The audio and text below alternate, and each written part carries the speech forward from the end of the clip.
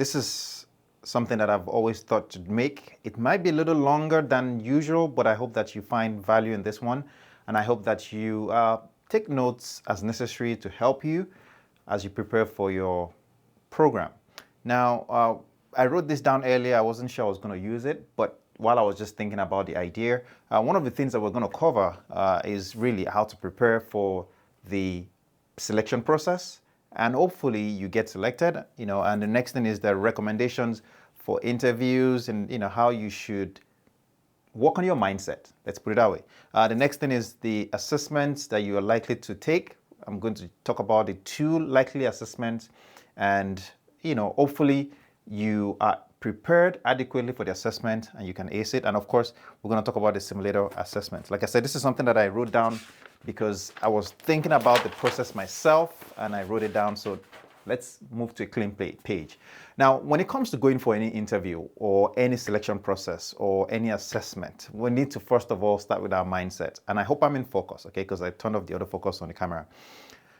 The reason why we need to work on our mindset is because in order for you to make a lasting impression on the interviewer or to even believe in yourself, you need to have some good mindset training. And that is something that I want you to work on, especially if you haven't done maybe any interview before or you haven't done any cadet program before.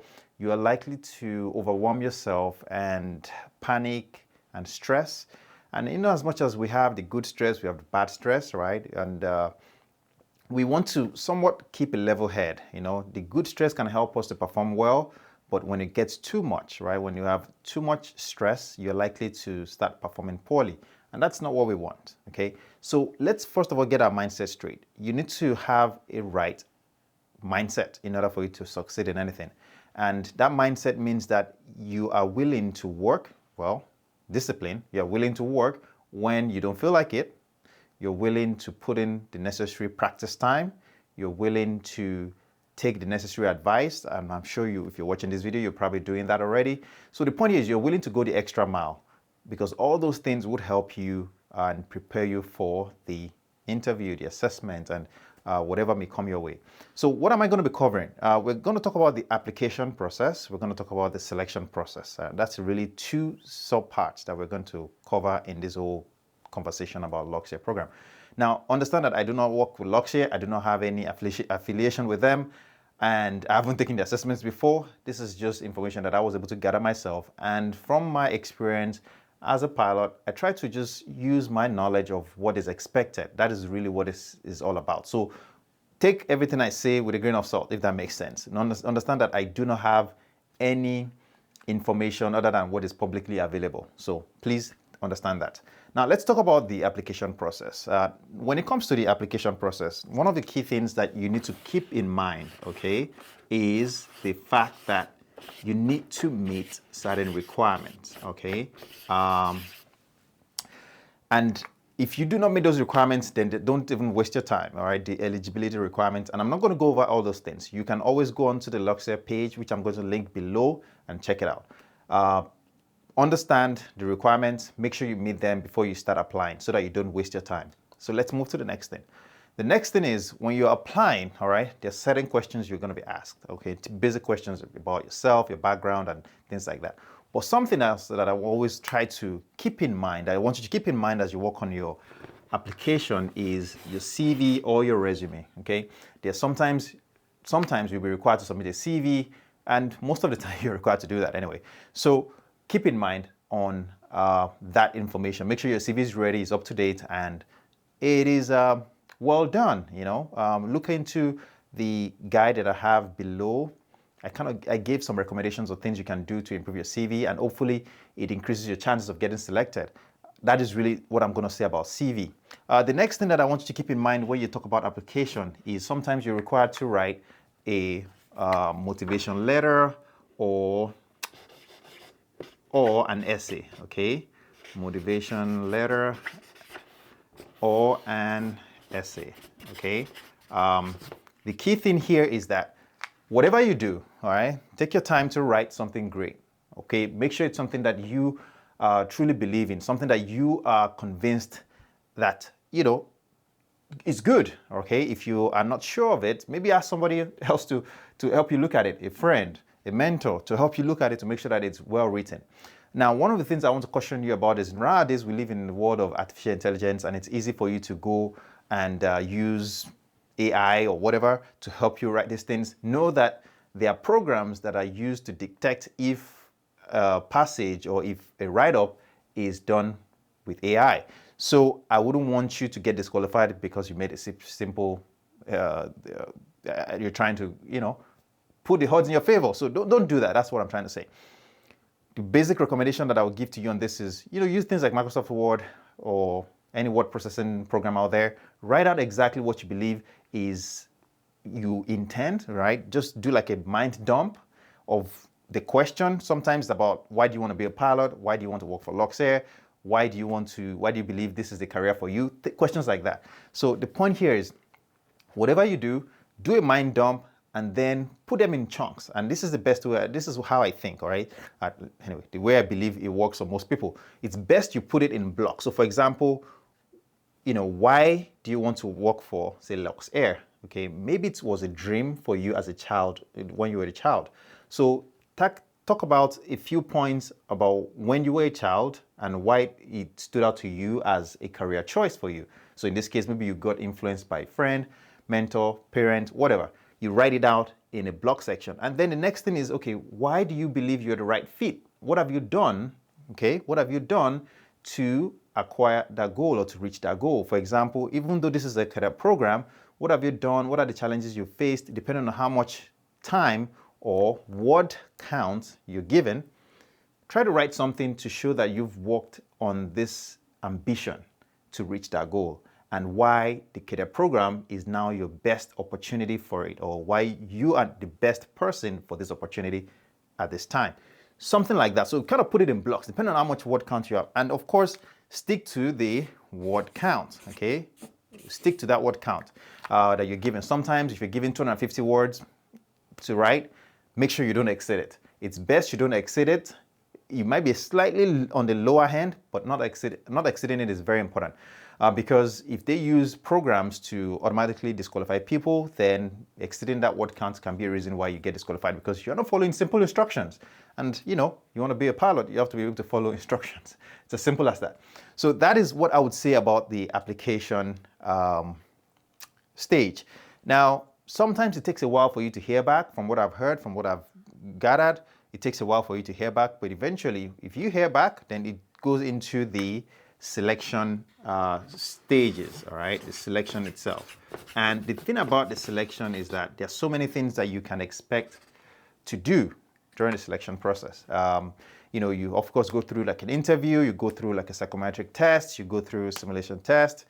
And the point here is this: no matter what you are given to do, keep in mind that your goal is to be your best self in every aspect of this assessment or the selection process. Now, how do we put ourselves in a greater light or in a better light? That's what I mean, okay? How do we put ourselves in a better light when we go through this assessment? Well, first thing is we have to practice, okay? If you haven't done your physics, math, high school level physics, math practice or tests in a while, I would say get your hands on something that would help you to start practicing and start refreshing your memory on how to solve those kind of questions. That is the first thing you can do, okay? Now, apart from the math and physics, then you have the aptitude tests, which are under the psychometric test at this point. Now, which actually, maybe I should do this, all right? So we have interview, okay? We have the psychometric, all right? Test, and then we have the simulator, okay? Simulator. All right. Sorry if you can't see my handwriting, but the key thing here is for this psychometric test, understand that they have either the, I believe, DLR, all right, or the Mollyhawk. I think that's what it's pronounced anyway, which I can't write in full. either one. I don't know which one you guys were using, but what I've heard is I think it was changing from DLR to this or whatever. It doesn't matter. The point here is whatever you are being tested, you will be given that information well in advance from what I've gathered, all right? So you're given that information well in advance, and they actually send you the program. For example, the DLR, you're sent the program, and so what I'm trying to say, you don't have to go buy it, okay? You don't have to buy it. They send you the program, spend time understanding the instructions, okay? I would like to write, but I know if I start writing down here, you might not see it. But the point here is pay attention to the instructions of this assessment. Very important, because if you spend time understanding instructions, no matter what changes on the day of the assessment, you're likely to do well because you understand the goal of the assessment. Okay, so spend time to understand the instructions. The other thing I also tell people is spend time to understand the program itself. So for example, sometimes you're given a trial test to take, especially even on the day of the assessment, right? They will give you a trial test so that they make sure that you understand what the test is asking you to do. So spend your time to run those simulations or that trial phase, go through it, understand what the test is asking for before you take the actual thing. It is best that you spend time, and of course, considering the total time you have allotted to you, considering that, make sure at least you spend some few minutes to take the trial test so that you understand what is expected. Now, for the Mullen Ock, one of the key things, important things I would like to share is that during my research, I went to the Mullen Ock website itself, and I'm just going to pull it up on my computer. Actually, let me do this. The reason why I want to bring this up is, it might be too high now. The reason why I want to bring this up is because it is important to talk about this section here. All right, for Mullen Ock, one of the things that I've noticed on their website, under the FAQ section, it says, and the question is, what scores should I aim at in order to pass? And the response I gave was, firstly, your certificate will not include a pass or fail decision. We measure, then airlines or flight schools apply their company's specific benchmarks to that measurement. It is those companies, not us, who take a decision. The reason why I'm reading this to you is because I want you to know that practicing the Mullen Ock programs that you find out there isn't the goal. Even though it is helpful, knowing how Luxair grades their applicant is what is important, and we don't know that. Okay, so with that said, sometimes it's not really about getting 100% on the practice assessments that are available on the internet. It is more about the benchmark used by the airline, because different airlines use the same program, right? So whatever they prioritize as their standard is what will determine if you get through or not. Now, with that information, that means that whatever you're practicing, know that you spend time to understand the program so that you can perform well. That is a key thing, as highly as you can, because you don't know which of the programs or the assessments or the tests that you take would carry the most points. I believe that's what I believe anyway. Again, this is just my own opinion. Secondly, even if we were aware of specific pass marks that certain companies apply, we would not communicate them. Setting, adapting, and communicating those marks is the company's responsibility, and we do not consider ourselves to be authorized to reveal this information. And then it says, thirdly, you should aim at your best possible result, even if that is higher than what is required by the company you're applying at. If your best possible result meets their benchmarks, great. If not, you tried as hard as you could, you gave your best. All right, so why am I reading all that? I just want you to know that sometimes it is easy for you to think, oh, if I use this program to practice, then I'm going to increase, and I pass it very highly, then that means that I should be able to pass the actual assessment. When in reality, what they are prioritizing in terms of maybe aptitude, what they are prioritizing in terms of the aptitude that they're testing for could be different. So I just wanted you to know that. So the point here is, yes, be familiar with some of the programs out there, but know that it is much more important on the day of the assessment to focus on what is in front of you, not what you practiced. The practice is just more of an exposure to what is possible, but on the day of the assessment, what is in front of you, it is what is important. Okay, I hope that is clear. So whichever one, whether DLR, whether Mollyhawk, the key thing is that, spend some time to work on yourself. Spend some time to work on your multitasking skill, on using multitasking programs out there. Spend some time to study up on your math, your physics. Spend some time to use those programs. And I think there's PASS as well. Check out PASS. They have some programs for, I believe, Luxia as well. But the point here is, again, remember, what is in front of you on the day of the assessment is what is important, not what you practiced. The practice is just more of, getting your feet wet. What is in front of you on that day is what is important. I think that is really it for that.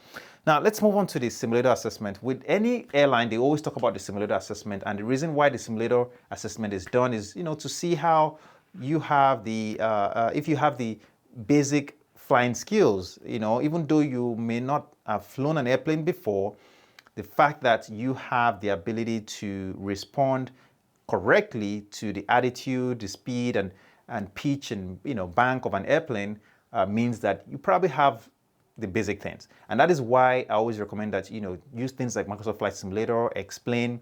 These are all programs out there that you can use to gain some insight as to how an airplane fly. Once you have that down, then practice on a regular basis, especially your scanning techniques. And I wish I had a picture, okay, but depending on the program or the simulator that they use, because I don't know that, depending on the program that they use, usually you would have the basic instruments.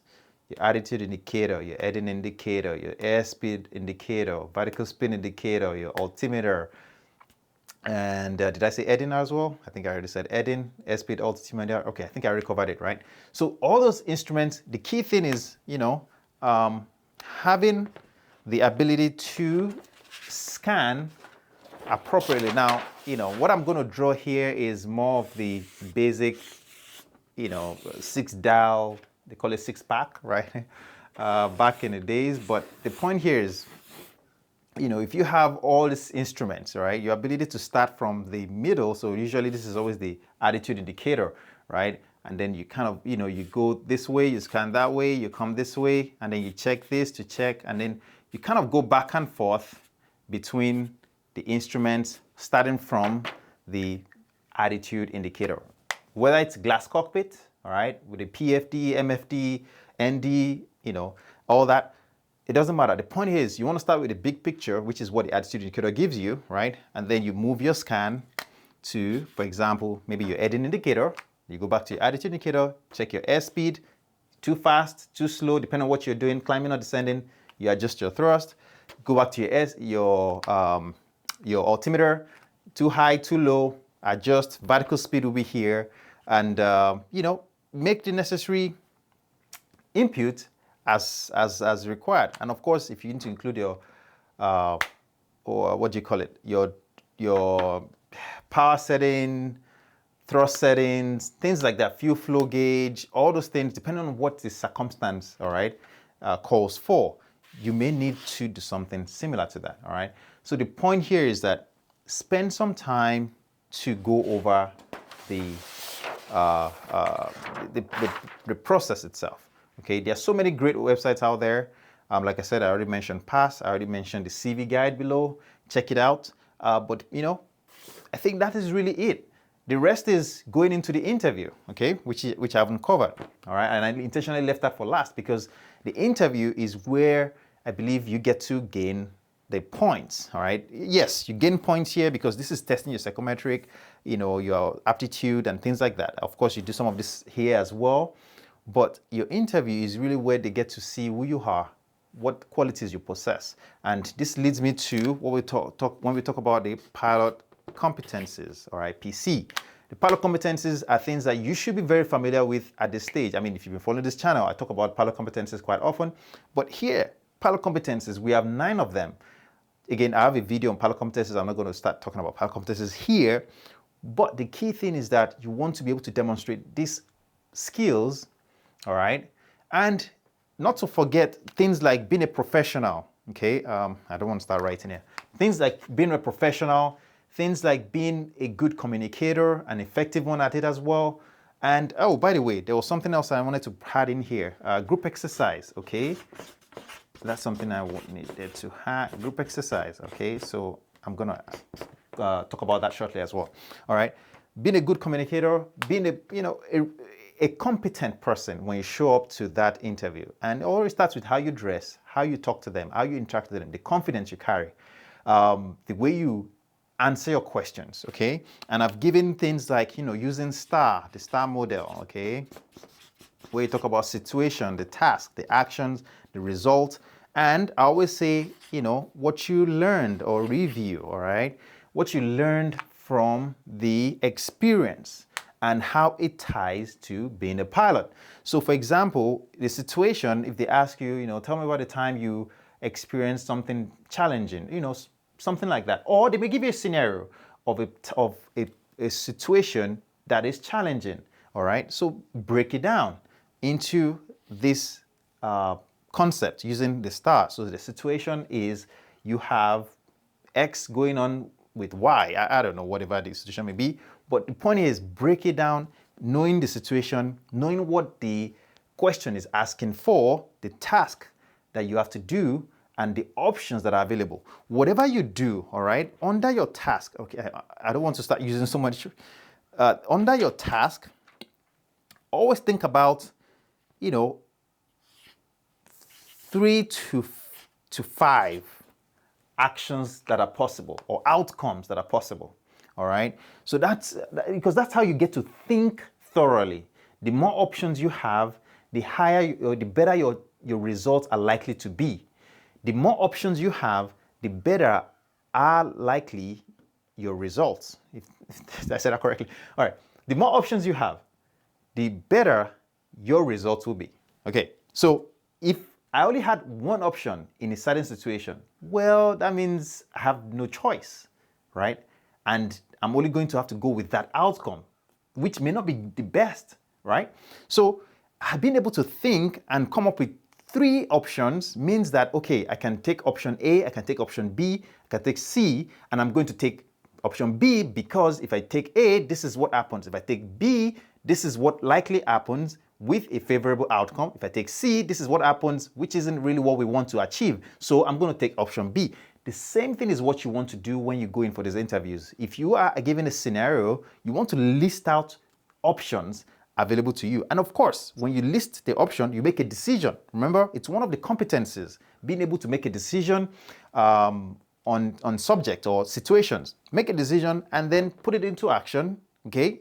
You review the results. Did the action lead to the desired result? If it has resulted, okay, assuming it's a scenario, if it resulted in a desired outcome, then of course, what did you learn from it? What did you take away from it?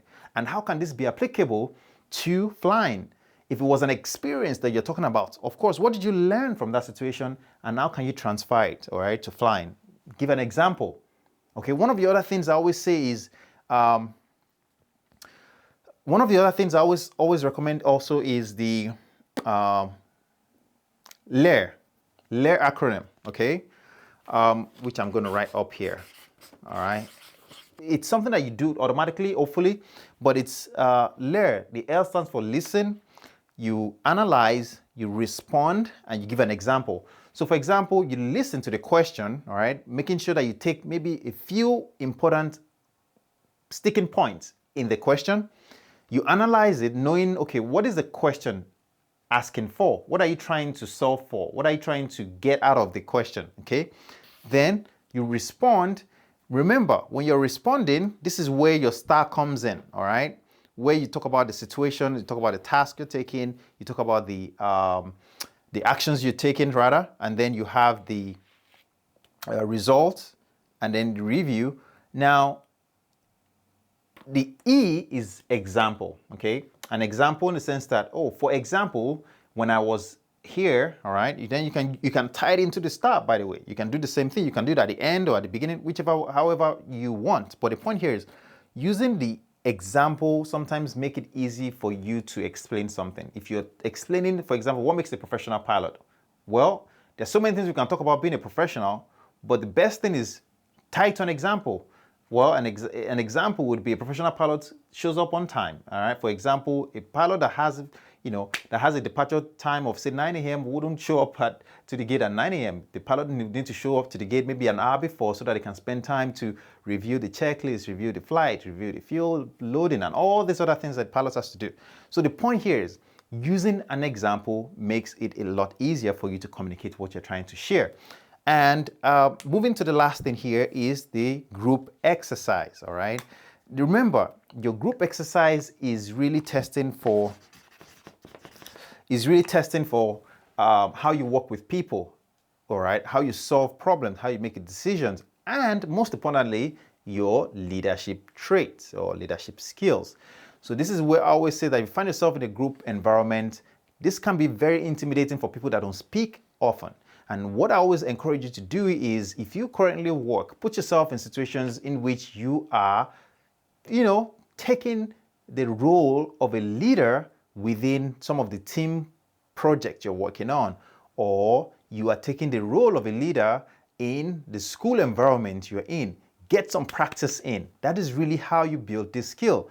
You cannot be in your group exercise or show up to your group exercise, which, by the way, this is R. I'm not sure if I wrote that correctly. Okay. You show up to your group exercise and you're quiet. Okay. That would work against you. You can't show up to your group exercise and be an extremely dominant person. That would also work against you. You don't want to talk over other people. You don't want to be seen as just a controlling or very dominating person. Okay, the goal is to be able to share information as openly as possible to resolve a problem and get the desired outcome. That is what you want to work towards, and you want to show that you have the ability to lead the team. And how do you do that? By, resolving the problems. Now, one of the acronyms that is common to use in this section is the TDUDA. All right, I'm not sure if you've heard that before, but if you have, then you're in luck. Okay, because you're familiar with it. So, for example, time, all right, that's the T. You have diagnosis, you diagnose the problem, okay? The options, remember, similar to this, all right? Always come up with 3 to 5 options, if possible, depending on the time, depending on the situation. Then you make a decision, take an action, and then you review, okay? All the steps are very important all through. All the steps are very important. You cannot skip any of them. You cannot run out of time. You cannot jump diagnosis and start listing options. You have to discuss all these things. And how do you then demonstrate this as a leader? Let's say you're in a group of 3, which is usually the case, 3, 4 sometimes. Make sure that, okay, you have the material in front of you. You don't just, take over the material and keep it to yourself. Maybe it's a material that everybody can review together. Maybe you all come together, work together on that project. Sometimes they might give you a task to be completed and tell you, oh, you need to rescue something, or you need to solve a problem, or you need to make a plan on something. It doesn't matter what the activity is. At the end of the day, your ability for you all to come together, see the problem, noting the time, okay, diagnosing the problem, knowing the options, taking the decision, taking the action, reviewing the result that you have, and being flexible. Very important. I don't want to write that. It's going to be too much stuff. Okay, so being flexible. Being flexible in the sense that knowing that any of this situation, whatever situation you have, can change along the way. And can you be flexible enough to remain on track, still finish on time with time? One of the recommendations I give is, so for example, it's 11:05, all right? If you're given 15 minutes to do the task, so that means if we were starting at 11:05, then by 11, so I'm giving 15 minutes, right? So by 11:20, right, we should be done. So we note that time down and we communicate that time so that everybody is aware of it. Then we move on to making, knowing diagnosing the problem. Then knowing the options, we're communicating all of that. And if you find yourself, as you go through any of this, If you find yourself that one of your partners or your group mates aren't talking, get them, encourage them to speak up. Ask them questions that would get them to say things. If you are going to give a response to a particular action that you don't maybe agree with, politely bring it up and give reasons, okay? Give reasons as to why you believe it's a good action or why you believe it's not a good action. Don't just say, oh yeah, I like it. Don't just go with very passive statements that shows that you're just passively going and doing the activity with the group. You want to be an active member, and the only way you can be an active member is to position yourself as somebody that makes decisions, that knows how to make decisions, and can work with people. So put yourself in the light of, okay, even though the person has said something that you probably intend to say, well, I agree with what you said, well, that person, right? By the way, use their names, okay? Very important. So I agree with what John said because because according to the problem, the diagnosis, right? This is the 5 things we have. And according to what John has just said, we can use X, Y, and Z reasons or ABC reasons to resolve and get the desired outcome. Okay? The key thing here is you need to demonstrate that you are a good team player, because in aviation, you'll be working with a lot of people and you don't want to find yourself or put yourself in the light of somebody that cannot function well within a group. I hope that this makes sense. I know we've kind of talked about different things here, but I believe we have covered the important things, all right? How to prepare, recommendations for the interview, the assessments you're likely to take, the simulated assessment, and all that. So if you have, please don't forget to drop a like on this video, and I wish you best of luck on your interview, on your assessment, on your group exercise, all that stuff. You got this, okay? You got it, and you just have to do what it takes.